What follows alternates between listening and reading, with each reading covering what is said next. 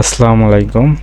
18তম নিবন্ধনের ইবতেদায়ী টিচার পোস্টের ব্যাকরণ অংশের 4টা প্রশ্ন থাকবে, তার মধ্যে থেকে 2টা প্রশ্নের অ্যান্সার করা লাগবে, যেখান থেকে সমাস, সন্ধি, বিপরীত শব্দ, একাধিক ব্যাকরণ আইটেম রয়েছে। কিন্তু অনেকে সমাস, সন্ধি এগুলা অনেক মুখস্থ করা লাগে। তাদের জন্য, যারা শর্টকাট কম পড়তে চায় তাদের জন্য মাত্র 5টি প্রশ্ন। এখান থেকে আশা করি একটা প্রশ্ন অবশ্যই কমন থাকবে। প্রশ্নগুলো হচ্ছে: 1, উপসর্গ কাকে বলে, কত প্রকার ও কী কী? প্রত্যেক প্রকারের 2টি করে উদাহরণ দিন। কোনটা কত ইম্পর্টেন্ট এটা বোঝানোর জন্য সাইডে স্টার দেওয়া আছে, আপনারা আশা করি এটা দেখলে বুঝতে পারবেন। এরপরে 2 নাম্বার, উপসর্গের অর্থবাচকতা নেই কিন্তু অর্থ দ্যোতকতা আছে, উদাহরণসহ ব্যাখ্যা করুন। এটা খুবই ইম্পর্টেন্ট।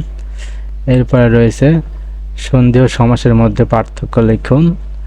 এরপরে রয়েছে অজ্ঞাতমূলক ধাতু কাকে বলে, অজ্ঞাতমূলক ধাতুর 3টি করে উদাহরণ দিন।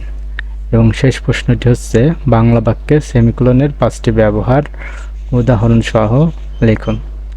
তো যারা সমাস, বিপরীত শব্দ, সমার্থক শব্দ অনেক মুখস্থ করতে যাদের সমস্যা, তারা মাত্র এই 5টি প্রশ্ন মুখস্থ করে রাখুন, নিশ্চিত 5 মার্ক আপনার কনফার্ম হবে ইনশাল্লাহ। তো ভিডিওটি দেখার জন্য সকলকে ধন্যবাদ।